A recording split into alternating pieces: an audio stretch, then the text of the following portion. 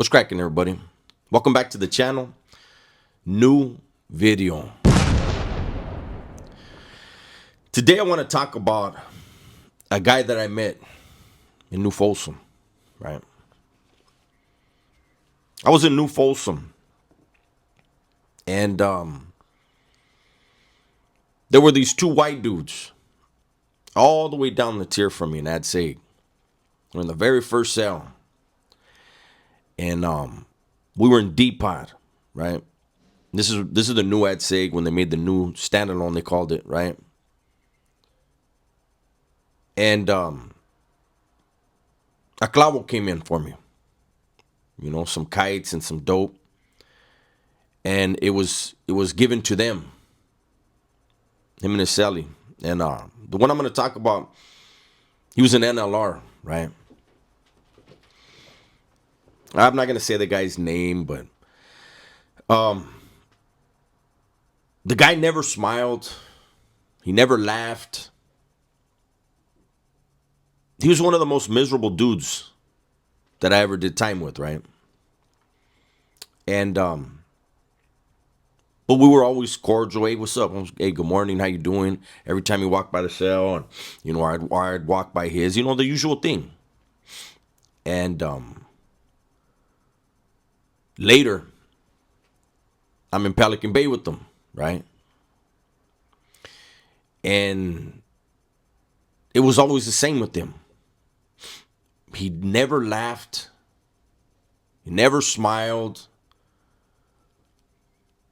And we were always cordial and respectful. And then, and this was a lifer, right? I was a lifer. He was a lifer. And then I parole. And I'm doing my apprenticeship, my CNC apprenticeship, right? In San Diego. And lo and behold, one day this guy walks in to the shop to get an interview. And I look, and there he is. Bitter beer face, right? And he's like, hey, what's up, man? This and that. And I couldn't believe it. He actually smiled. And I remember telling him, it's crazy to see you smile, Holmes. I said, I think you're probably one of the most sour, bitterest dudes I ever did time with. And he laughed. And he was like, we were doing time, you know? We're out here now. And I was glad to see a former lifer get granted parole. And I was glad to see him in the shop. And I knew what the shop would be able to do for him, right? And we became friends. We bumped heads and stopped talking to each other. Then became friends again because it's always something petty, right? And we're men. And, you know, I left San Diego, 5 years ago. And a lot of us that paroled to San Diego, we were there for years, man. And then we all wound up going to wherever we went. Some people went, a few went out of state. But we kind of lost contact with each other, right? And then today, I get a text. And my phone is always on silent. I don't know why my phone beeped. I don't know why I had took it off silent mode. I don't know what I was, maybe I was doing something I needed to. I was waiting, I don't know.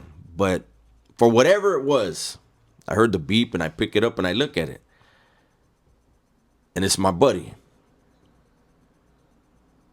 And it's a damn group text, group chat, group text.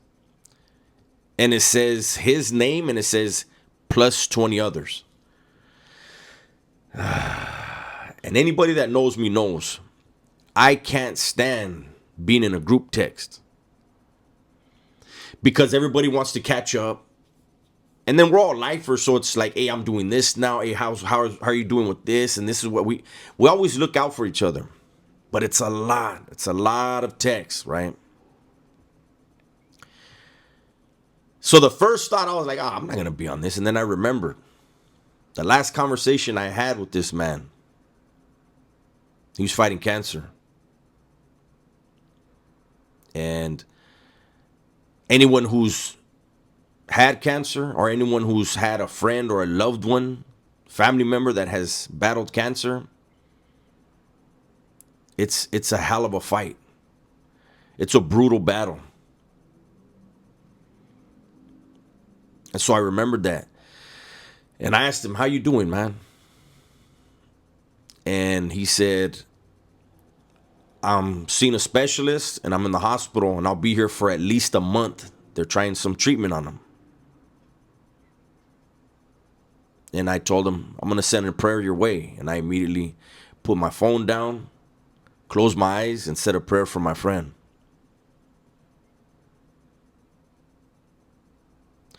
Going through prison, and this dude actually had been down longer than me. If I remember right, he had an E number, maybe even a D number. But I know for a fact he at least had 4 or 5 more years in than I did, minimum, right? And well, more than that, but I mean, when I went in, he had been in at least 4 or 5 more years when I got in, right? When I went to prison. And you know, like I said, he was an NLR, and he was, I know a hit he did. Him and the other dude that was selling that seg, man. They hit this wood, man. And I knew that wood good. And that wood was a fucking beast. And my buddy and his celly, they put a hell of a hurting on that man, you know. And so my buddy, you know, he went through the system. He went through riots and, you know, all the things that happened during the time that we were in prison. And he survived it. And he was able to regain his freedom, re-enter society, and become a successful person, successful member of society. And now he's in the hospital for a month. Been battling cancer for years. And I could tell you that he's okay with it. Because he's out here. Because he was able to get right. So I just wanted to do this video, and I'm going to send it to him. And I'm not going to get out of the group chat, fool. I hate those things, but I know what it is, you know. I know he's probably in the hospital, and it's got to get lonely in there. And when you're fighting that type of fight, you need somebody to reach out to. So I wanted to do this video for him, and also for anybody that's fighting cancer, has fought cancer, or has a loved one, a friend, a family member that's fighting cancer. None of us who have never fought that fight, we don't really know what it really is. The thoughts that may creep in, the doubts, the sadness, whatever. But I want to remind people that if you do have a loved one or a friend, a family member that is fighting that type of fight, or any kind of fight, man, we got to be there for them. Let them know they ain't alone, and that we love them. That's my video for today. Hopefully you guys enjoyed it. Everybody, please be safe, be smart, and tell the ones you love that you love them, man. I'm out of here.